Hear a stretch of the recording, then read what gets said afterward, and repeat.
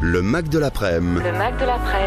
Sud Radio. Cette pratique ancestrale, j'ai presque envie de dire, le Reiki, l'art de la pratique spirituelle du Reiki, avec mes invités pour en parler, peut-être susciter éventuellement quelques vocations, qui sait, si vous avez envie d'essayer de vous tester et peut-être de faire du bien aux autres, parce que c'est aussi ça, cette pratique. Patrice Gros est avec moi, enseignant Reiki depuis des années maintenant. Bonjour Patrice.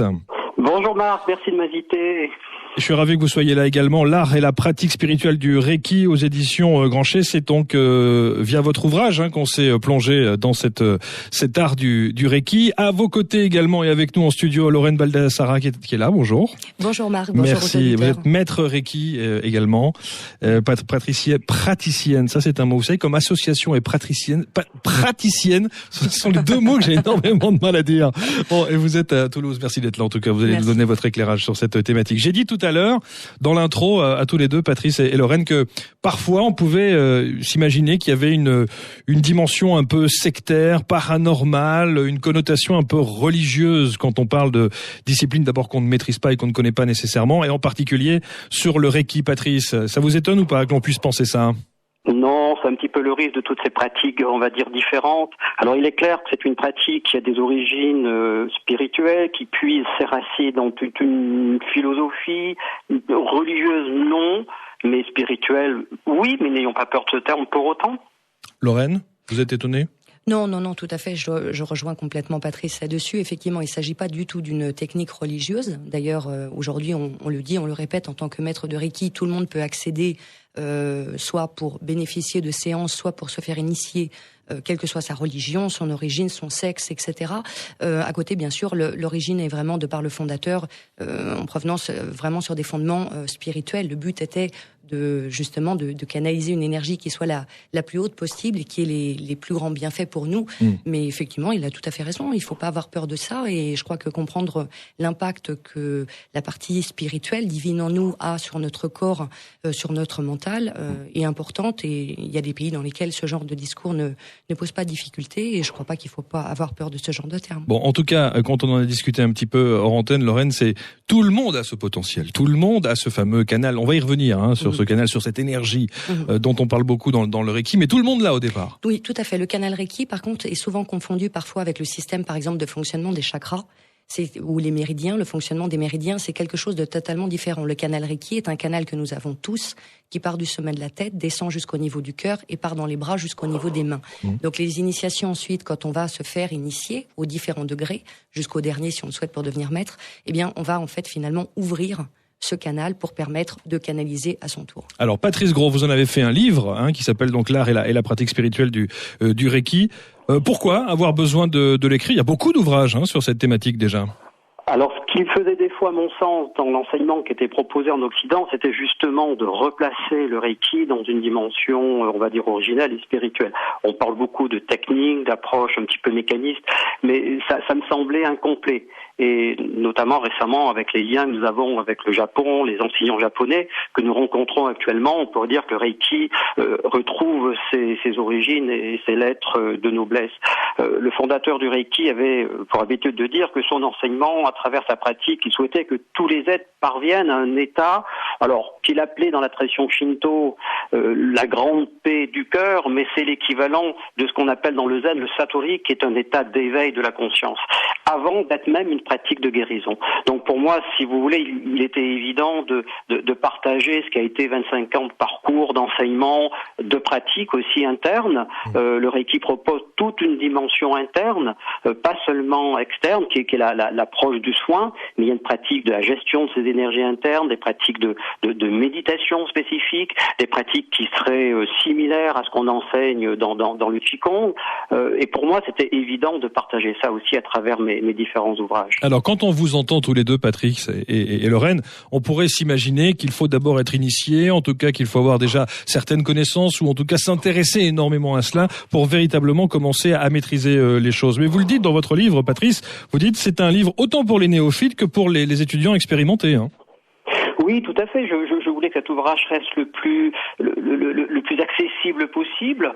Et tout à l'heure, c'était très bien dit. Je pense qu'à travers les initiations, on révèle un potentiel préexistant. Donc ça veut dire qu'on est avec déjà ses capacités. Simplement, peut-être que notre culture, notre conditionnement, notre mode de vie fait qu'on n'a pas su avoir accès. Donc en fait, il s'agit de retrouver, de révéler à nouveau un potentiel préexistant. C'est là, c'est disponible. L'initiation ne fait pas tout, mais il y a un travail complémentaire qui doit être fait. Mais le travail de l'initiation est vraiment le commencement, le début de cette approche et de cette pratique. Oui, c'est ce que disait Lorraine Baldassara. Elle disait il faut à un moment donné déverrouiller les choses qui sont parfois un peu enfermées en nous. Oui, voilà, tout à fait. Par contre, c'est très important. Moi, personnellement, quand j'ai passé mon premier degré, je connaissais le mot Reiki depuis peut-être 15 jours. Donc je ne connaissais absolument pas rien. Donc parce qu'après on rentre dans du mental, dans de l'analyse. Effectivement, des livres par exemple qui portent en français et qui portent sur le Reiki, il y en a des dizaines. Et il y a des gens qui vont penser que s'ils lisent beaucoup de livres sur le Reiki, s'ils vont attraper sur internet notamment les symboles, puisqu'on utilise un certain nombre de symboles qui sont d'ailleurs très très souvent mal tracés, quand on les retrouve sur Internet, ils pensent que cette accumulation de connaissances purement intellectuelles, c'est ça qui va leur permettre de canaliser le Reiki, cette énergie-là, universelle de vie, et de pouvoir l'utiliser. Donc non, il faut vraiment lâcher cette partie-là.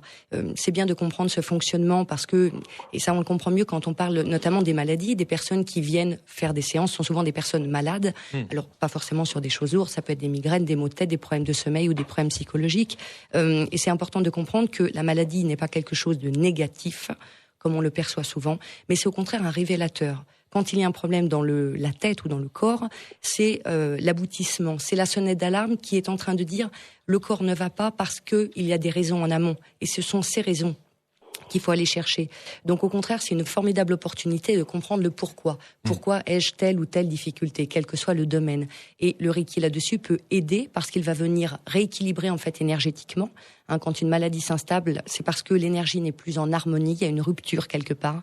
Et donc ça va veiller à rapporter cette harmonie et donc aussi à révéler la personne à elle-même pour qu'elle trouve finalement par ses propres moyens, son propre chemin, les raisons profondes et donc qu'elle déclenche ses propres capacités d'auto-guérison.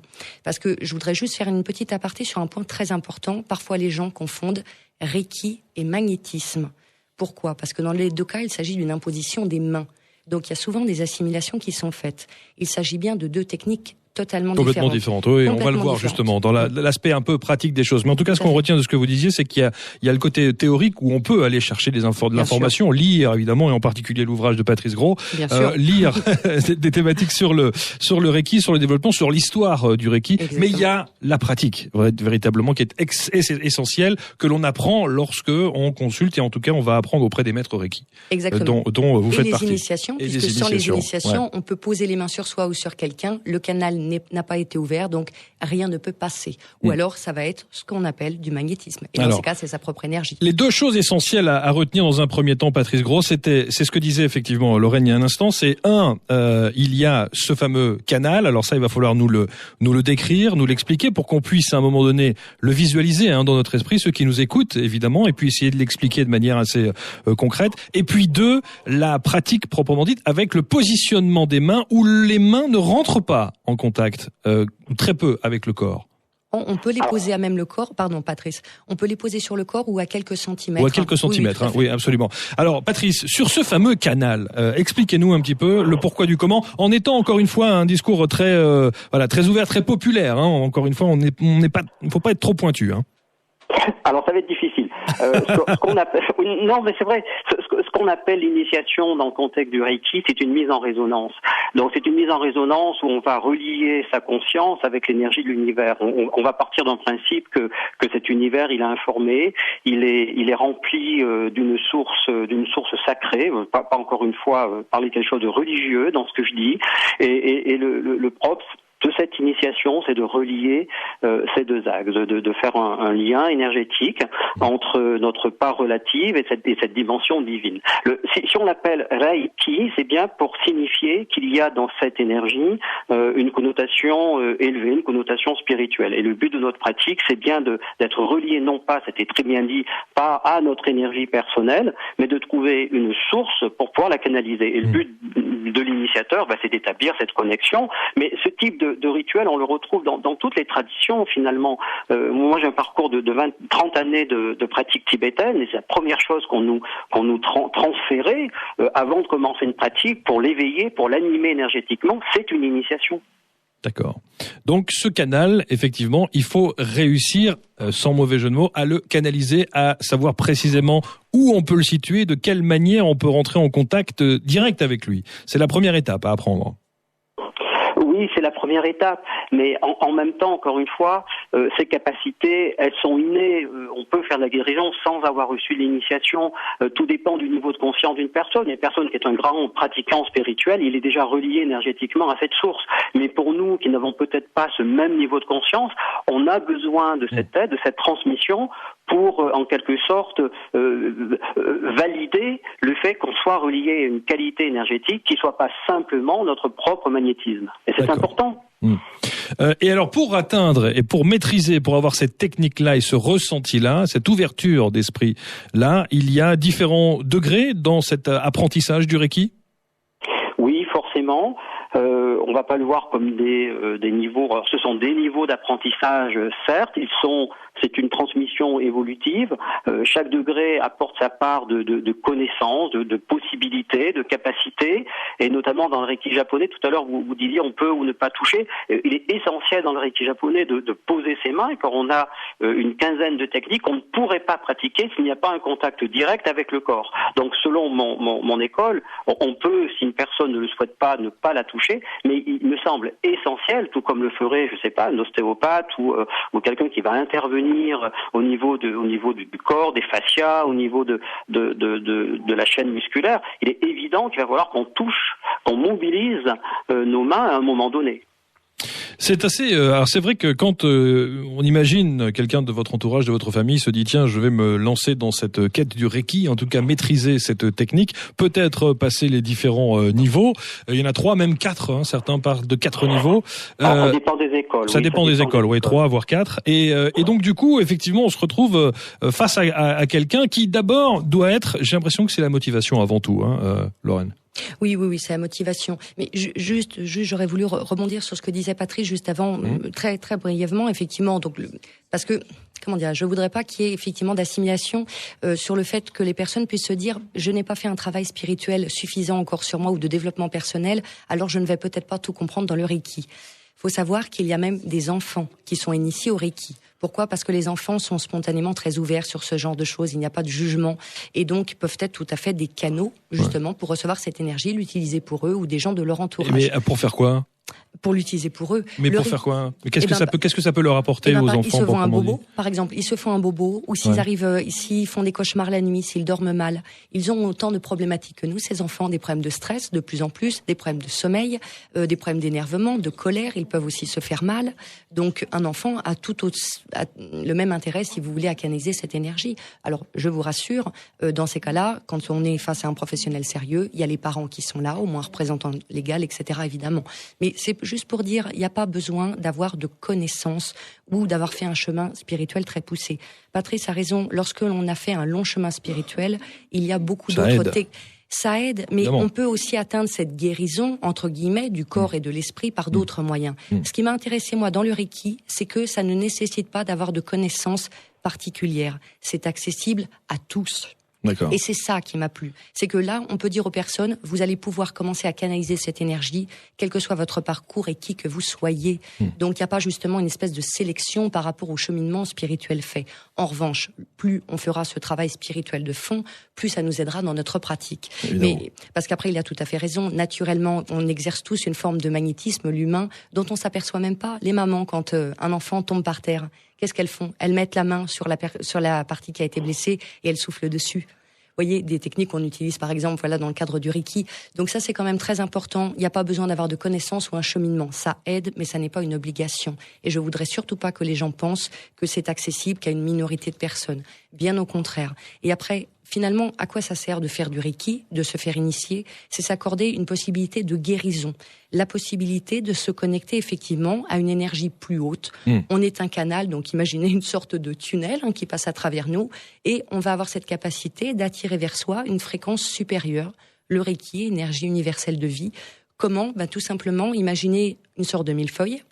Il y a dans le monde matériel et subtil différents, ce qu'on appelle niveaux vibratoires, des fréquences différentes, une sorte de millefeuille. On est plutôt dans des énergies plutôt un petit peu basses généralement. Et puis il y a cette énergie universelle de vie, qu'on va pouvoir nommer de différentes manières dans l'absolu, qui est donc la plus haute. Et donc ça va nous permettre, cette initiation que l'on reçoit, de pouvoir la recevoir et bénéficier de ses bienfaits pour qu'elle vienne stimuler nos propres capacités. Le Mac de l'après-midi. Le Mac de l'après-midi.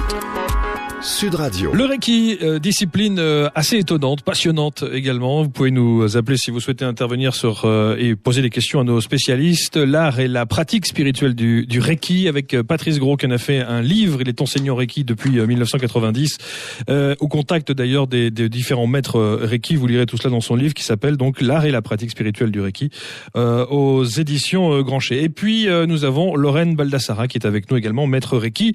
Elle est à Toulouse, praticienne et enseignante. Vous m'avez pas aidé avec ce mot, moi je vous le dis. Donc allez-y, si vous souhaitez leur poser des questions, le standard est à votre disposition, 0826 300 300. On parlait de guérison, on parlait de maladie. C'est la question essentielle, parce que on peut parler de bien-être, on peut parler de travail personnel, d'essayer de se reconstruire, évidemment recanaliser ses énergies. Mais est-ce qu'aujourd'hui, Patrice Gros, avec le Reiki, on peut soigner, et si oui, peut-on soigner des maladies graves? Alors moi, c'est un peu la question qui m'est souvent posée, et je réponds la chose suivante: c'est pas une maladie simplement qui est traitée. On s'occupe d'une personne avant tout, on prend en compte son contexte de vie, on la situe dans tout un espace, et je crois que c'est ça qu'il faut prendre en compte. Mais il y a quelque chose d'autre que j'aimerais ici partager, c'est que je me demande, je vais peut-être un peu surprendre dans cette réponse, si au départ le Reiki est vraiment fait pour soigner. Je m'explique.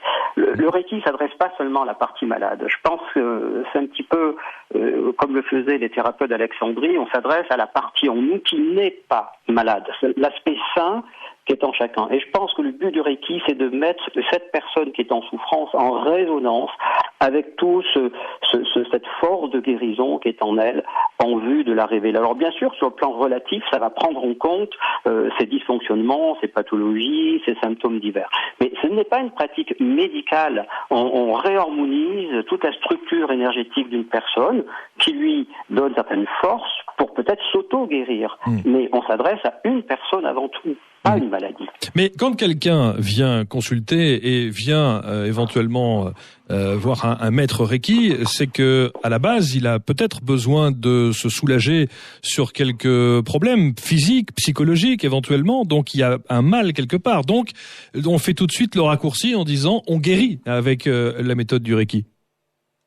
Je voudrais éviter qu'on ait ce point de vue. Non, on n'a pas affirmé qu'on va guérir. Qui peut prétendre dire je vais vous guérir? Non, je pense que ça serait mettre en erreur. Et d'ailleurs, on n'est pas obligé d'être maître de Reiki pour pouvoir proposer des séances. On est au service de cette énergie. L'énergie va coopérer avec l'intelligence corporelle et psychique de la personne.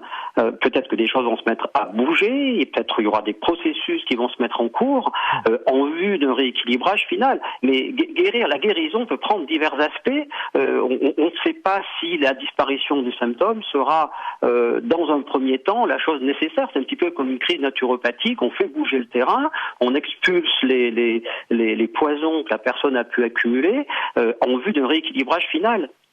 Lorraine, sur cette question de soigner ou de guérir? Oui, alors effectivement, souvent, il y a une assimilation. Moi, je n'utilise personnellement jamais le terme de soin. J'ai dit tout à l'heure séance Reiki et pas soin, ou le terme de guérir. Pourquoi? Parce qu'à partir de là, la personne qui vient nous voir est dans une attente de se dire « cette personne va me guérir ».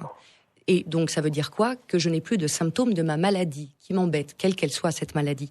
Alors déjà, je tiens à préciser une chose. Dans le Reiki, le praticien ne fait rien. On dit d'ailleurs, c'est Mikao Usui, je crois, qui disait ça, que si la personne justement va mieux et guérit, ce n'est pas grâce à moi, et si elle ne va pas mieux, ce n'est pas à cause de moi. D'où le fait que tout le monde peut recevoir l'initiation et canaliser cette énergie. Encore une fois, on est un canal dans ce processus-là. Cette énergie que l'on canalise passe à travers nous et va venir faire ce que l'on dit toujours, le plus grand bien pour la personne. C'est-à-dire que le corps va pomper l'énergie dont il a besoin, qu'il est prêt à recevoir. Il arrive aussi parfois, ça peut être dur à entendre, mais c'est vrai, parfois des personnes ne sont pas encore prêtes à guérir de certaines choses, parce qu'elles ont besoin de vivre ce processus pour comprendre des choses plus profondes sur elles. Donc, bien sûr, il va y avoir des choses très différentes. Parfois, on peut avoir un problème mécanique. Par exemple, une fracture qui arrive, ça peut être des choses qui arrivent. Et effectivement, le fait d'utiliser le Reiki va permettre, par exemple, de reconsolider les os beaucoup plus rapidement. Il y a une augmentation de la recalcification.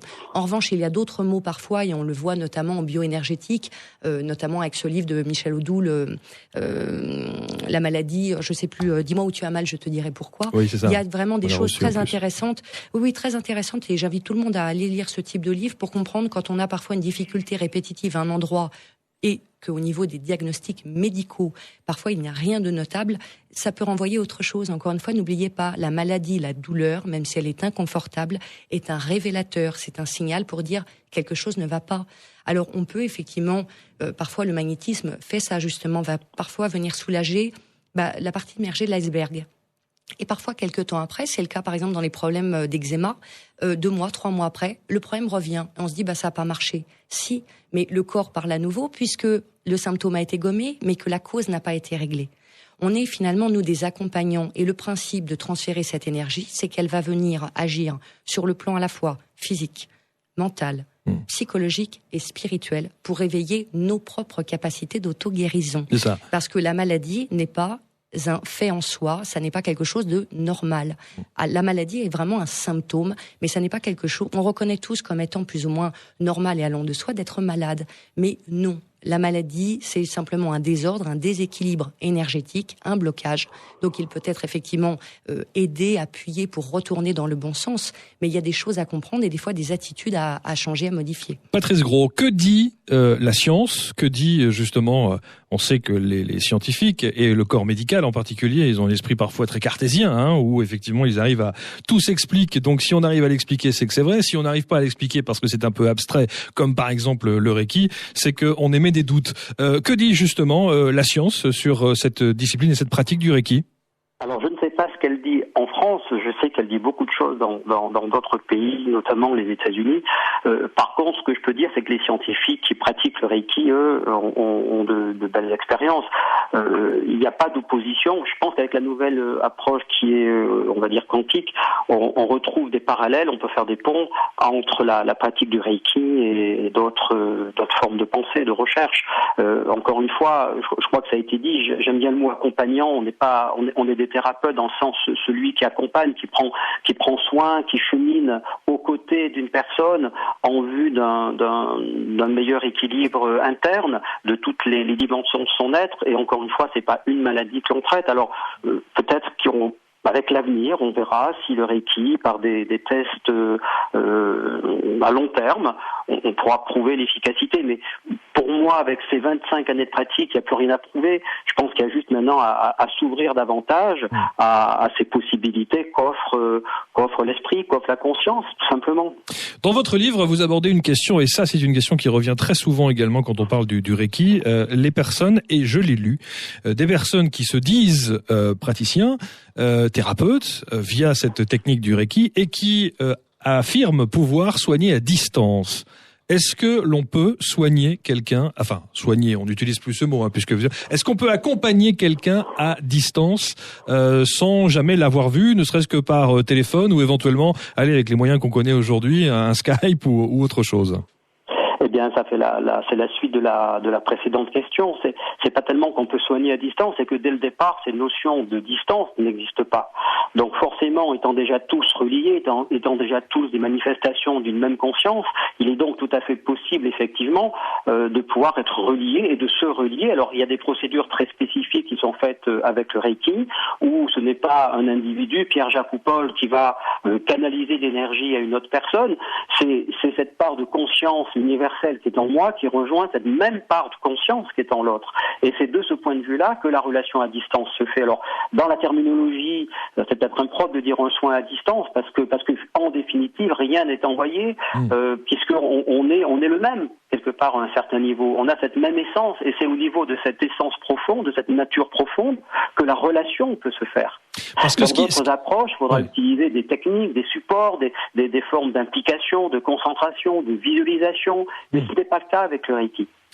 Parce que vous avez raison, Patrice Lebert. Ce qui découle également de cette question que je viens de vous poser et de cette notion de distance, c'était aussi de se dire que si quelqu'un est capable d'intervenir via le Reiki à distance, est-ce qu'il peut utiliser le Reiki également pour de mauvaises idées, de mauvaises choses? Quand on parle, par exemple, je sais pas moi, de magie noire ou des choses dans ce genre, est-ce qu'on peut avoir peur de cela? Est-ce qu'on peut craindre ce genre de choses ou pas? Pas ma connaissance. Les intentions peuvent être mauvaises, mais on ne peut pas mal utiliser une énergie qui est pure à l'origine. Oui, d'accord. Oui, non, il a tout à fait raison, parce que c'est toute la différence entre cette énergie qui n'est pas la nôtre, énergie universelle de très haute fréquence que l'on ne fait que canaliser, et qui a une conscience propre. N'oublions pas, on en parlait tout à l'heure, ça fait partie des points différents justement avec le magnétisme. Dans le magnétisme, je ne canalise, je vais me recharger par différents moyens, mais je vais bien transférer mon énergie. Donc, effectivement, elle est manipulable, mon énergie propre. En revanche, dans le Reiki, ça n'est pas notre énergie. On ne fait que la canaliser et elle est non manipulable. C'est pour ça qu'on ne peut pas orienter et que va se produire au cours d'une séance le plus grand bien pour la personne, parce qu'elle a une conscience bien propre à elle, personnelle. Et c'est pour ça qu'on ne peut pas, on n'est pas en cause quelque part dans un sens ou dans l'autre. On joue notre rôle d'être un récepteur et de transmettre, et c'est ensuite la personne qui va absorber le Reiki qui est à disposition et qu'elle est prête à prendre pour provoquer sa propre guérison. Donc non, attention, il y a eu beaucoup effectivement de légendes urbaines, d'histoires, de mages noirs qui auraient mal utilisé le Reiki à une époque donnée. Bon, on entend un peu tout et n'importe quoi, mais enfin ceci étant, c'est pour toutes les techniques énergétiques pareil.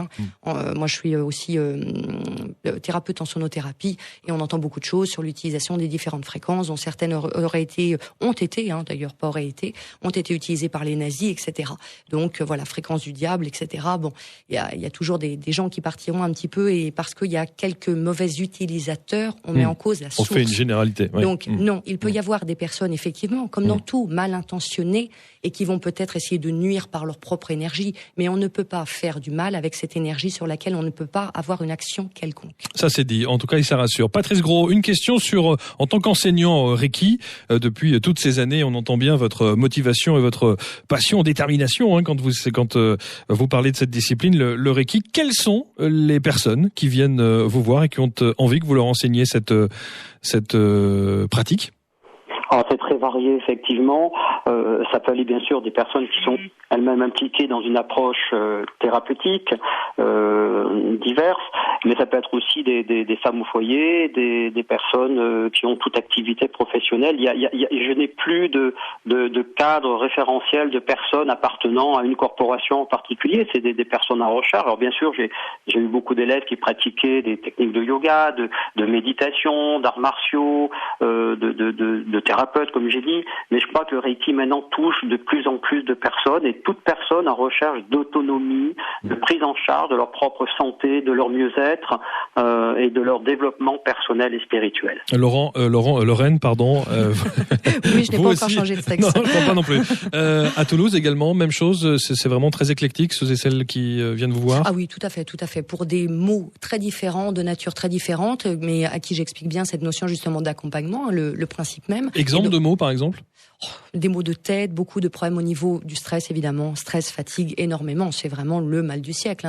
Beaucoup aussi l'aspect un petit peu de la réflexion trop profonde, avec des gens qui sont très, très, très pris au niveau de leur tête dans des problématiques et qui n'arrivent plus à s'en dépêtrer. Ouais. Donc, justement, qui ont besoin de calme, de repos. Et généralement, effectivement, ça entraîne très, très rapidement des désordres au niveau du corps, qui peuvent être le fait de se faire très mal à une cheville régulièrement, ce genre de choses.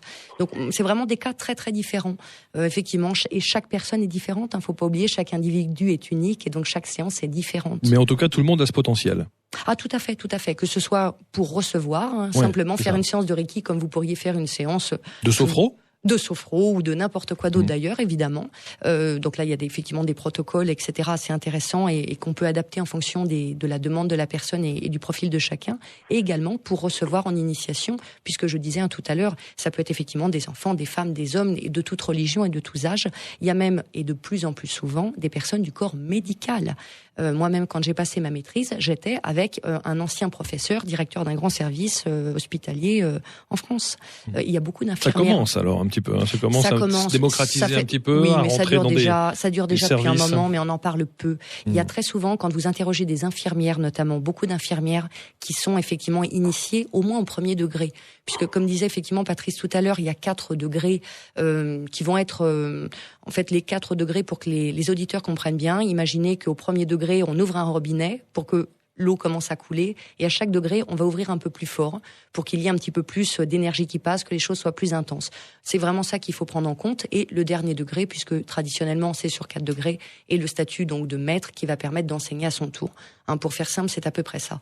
Et donc effectivement, il y a beaucoup d'infirmières qui se font initier ne serait-ce qu'au premier degré à partir duquel on est praticien, donc on peut se faire du bien pour soi et pour les autres, et qui s'en servent à titre officieux évidemment au niveau de leurs patients pour les apaiser, pour les calmer, ne serait-ce qu'en leur prenant la main. Vous parliez, Lorraine, d'un fameux des degrés dont on parlait tout à l'heure, des différents niveaux, 3 ou 4 en fonction des formations. Dans le livre de Patrice Gros, il y a cette question qui a été posée. Si le deuxième niveau du Reiki est plus puissant, est-ce que ça veut dire que les réactions sur les patients sont elles aussi plus puissantes, Patrice Gros ?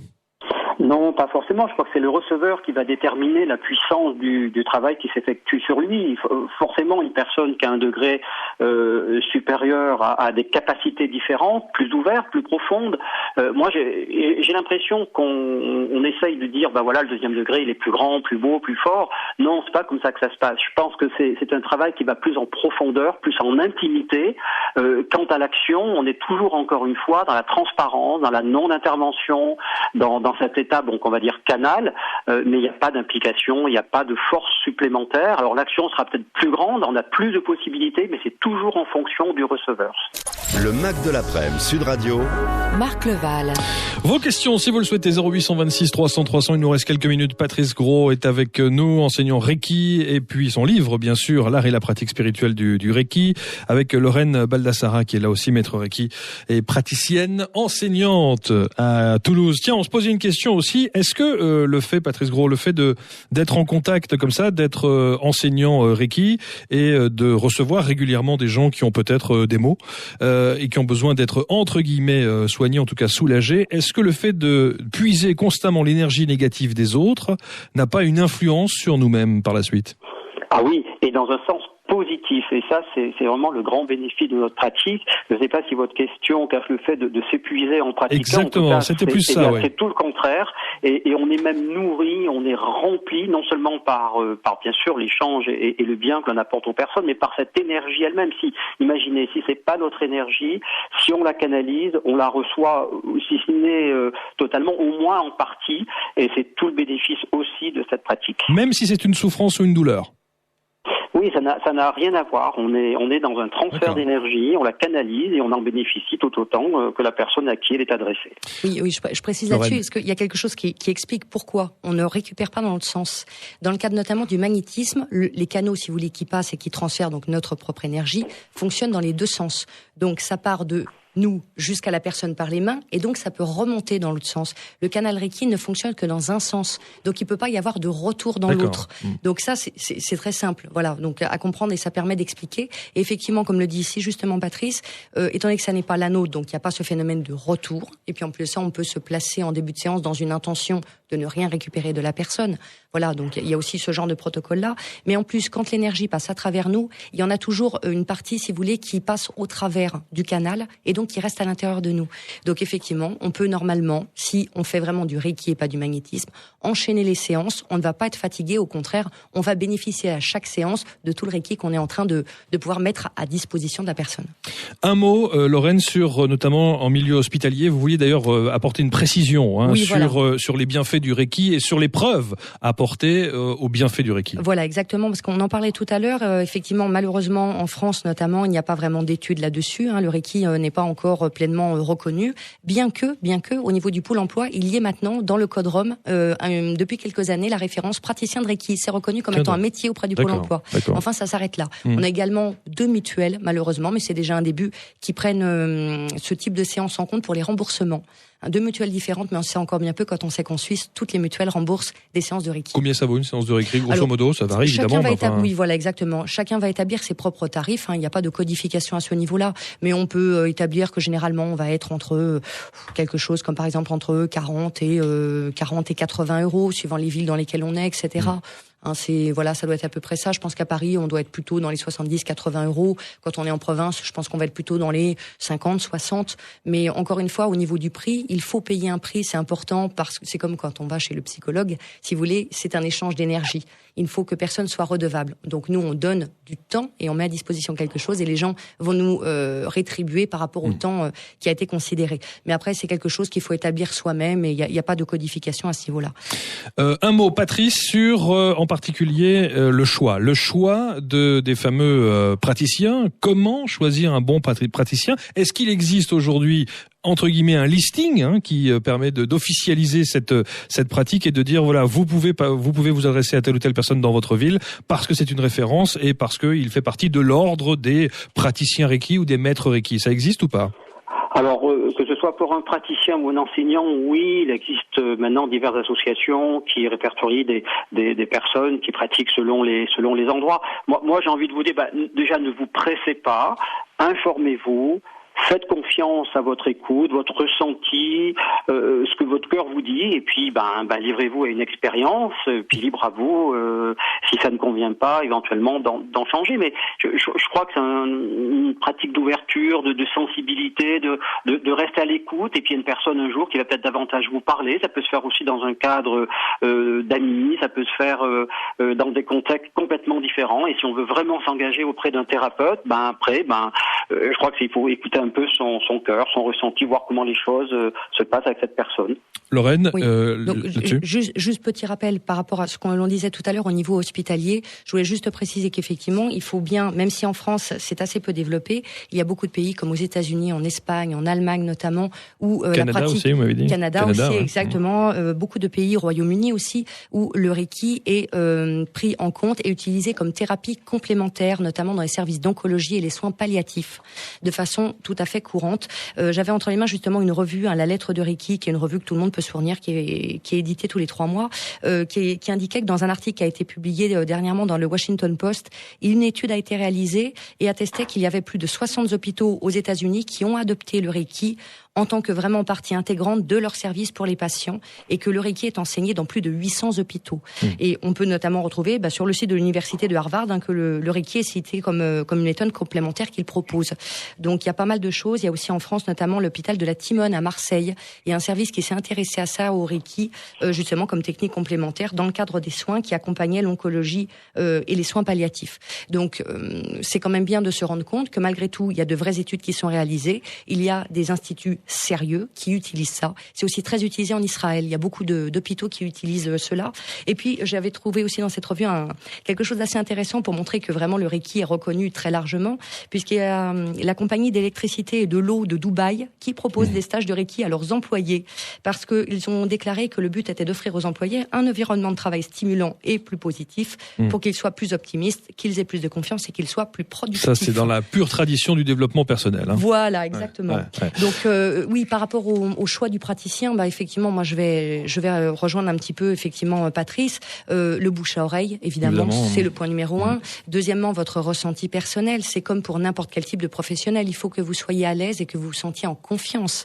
Moi, je suis par ailleurs aussi médium et les gens qui viennent me voir pour cette activité-là doivent se sentir en confiance. Enfin, parce que je crois qu'on n'en a pas parlé, il existe tout de même 2 fédérations qui sont connues et reconnues en France, qui sont la Fédération francophone de Reiki Usui et la Fédération de Reiki, qui regroupe donc tout un ensemble de personnes qui ont une charte. Et lorsque l'on s'inscrit pour devenir membre, adhérent de ces fédérations, elles demandent tout un tas de papiers, de justificatifs.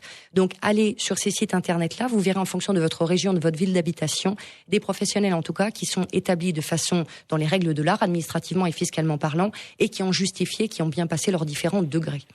Pour terminer, Patrice Gros, il y a une notion qui est importante pour ceux qui souhaiteraient être initiés à cette pratique du Reiki, passer les différents degrés, les différents niveaux. Combien ça vaut ça et combien de temps faut-il pour arriver au stade, on va dire, suprême du maître Reiki?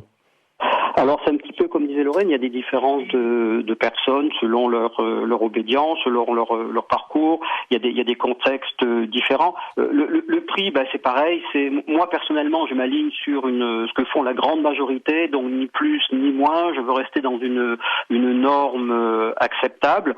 Ensuite, je demande un délai d'intégration de plusieurs mois entre chaque degré.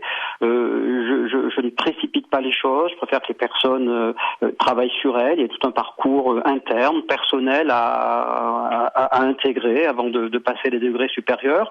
Et puis, je suis un peu plus sélectif pour le degré d'enseignant. Alors, petite précision, moi je dis pas je suis maître de Reiki, moi je suis 1m70, donc c'est pas très grand. J'ai jamais utilisé ce mot, j'ai dû l'utiliser une ou deux fois il y a 15 ans de ça, quand je devais signer un article pour authentifier, on va dire, la chose, mais j'aime pas utiliser ça. Donc pour moi, ça prend du temps. Je ne peux pas vous répondre comme ça dépend des personnes, de la relation. Mais ça se compte en années quand même, hein? Comment? En années quand même, ça se compte en années. Avec moi, oui, mais vous pouvez avoir des formations de maîtrise en 3 week-ends, donc c'est toujours pareil. Il y a un marché aussi. Voilà, moi je l'inscris dans un développement qui prend du temps. Il y a un respect, il y a une pratique à intégrer. Et je fais pas forcément les choses rapidement, on va dire. Bon, vous m'avez pas parlé de prix. J'aurais bien aimé avoir une fourchette. Alors, moi, si vous voulez, oui, non, j'ai rien à cacher. Mon premier degré, c'est 200 €. Mon deuxième degré, c'est autour de 330 € à peu près. Ensuite, il y a un troisième degré qui est 500 €. Et la maîtrise, je la fais en partenariat avec mon propre formateur. Alors, pour l'instant, je sais pas, on a formé qu'une seule personne, pour tout vous dire. Donc, c'est pas, ça peut se monnayer différemment. C'est pas une question de prix, c'est une question de participation, de temps que va donner la personne à cette pratique. Voilà. En tout cas, merci infiniment, Patrice Gros. L'art et la pratique spirituelle du Reiki, rien qu'en vous écoutant, ça fait du bien. Merci infiniment, Patrice. Le Mac de l'après-midi, Sud Radio.